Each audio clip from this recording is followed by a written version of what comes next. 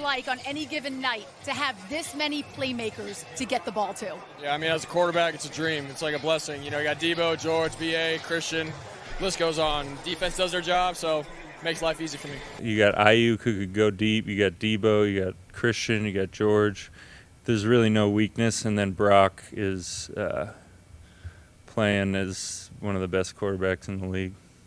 At this point, I think we all need to really buckle down and officially come to the agreement that Brock Purdy not only is one of the best quarterbacks in the NFC, but honestly, one of the best quarterbacks in the entirety of the NFL. What he is doing on a consistent level is absurd. As a late round draft pick, he is absolutely taking over the NFL. But I want to point out a couple of plays here during last night's game. Now, before we get into that, do me a huge favor, guys. Hit that like button. It helps out the channel so much and also gets the video out to more 49ers fans. But also, make sure you guys subscribe to the channel if you're new. I will be covering Brock Purdy and the 49ers and the rest of the NFL all year, so make sure you guys join the family. Turn on post notifications so you're notified every time we post a video. We're also going to be streaming some 49ers games in the future as well. But also, lastly, comment down below one player who has really impressed you or maybe hasn't played so well so far this season. But let's get back into one specifically being, they had George Kittle on a crossing route. Clearly you can tell, or clearly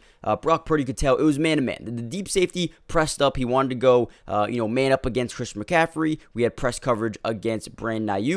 And then we saw there was some off coverage versus George Kittle. Now, he's going to be running a crossing route. If this linebacker doesn't drop back perfectly, it's going to be a touchdown. And that's what he reads perfectly. He knows that the linebacker right now is currently not in a good position to defend this pass at all. And George Kittle, quite frankly, is going to be wide open. Obviously, his hips are open. The linebacker's hips are open the wrong way. Brock Purdy knows all he has to do is put this on the money, and it's going to be an easy touchdown. But not only does he recognize this pre-snap during that observation, but he also realizes the pressure's coming. So many things are going through his head. Now, let's watch this real quickly one more time as he observes the pressure, steps up in the pocket, rolls out, and throws an absolute dot to George Kittle in the end zone. Now, I want to show you guys one more thing here. And listen, there's a thing called expected points per play, and he is actually ranked number 1.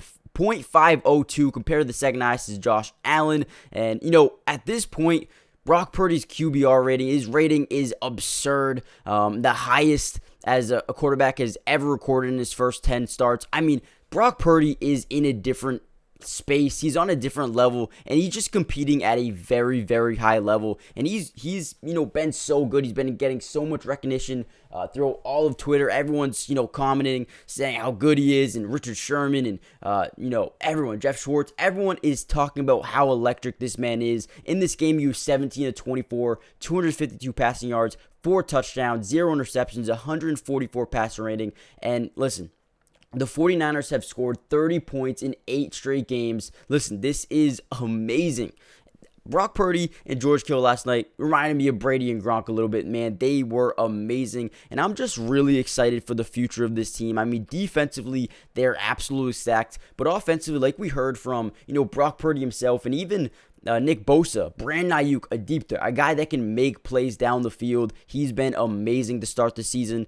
Quite frankly, probably one of the most improved wide receivers I've seen this year. Brock Purdy is playing at a MVP type of level right now with the passes that he's making, with the reads that he's making. He's, calm, composed in the pocket. The man is playing at like a robot, man. He just knows what he's doing. He knows where his receivers are going to be. We could tell he dove into the playbook and really took this offseason seriously. And then you have Deebo Samuel, a scat type of guy who can, Swiss Army knife type of guy who can play in multiple different positions, on the slot, on the outside. He can play in the backfield. He can even make some throws at times. So he's been amazing.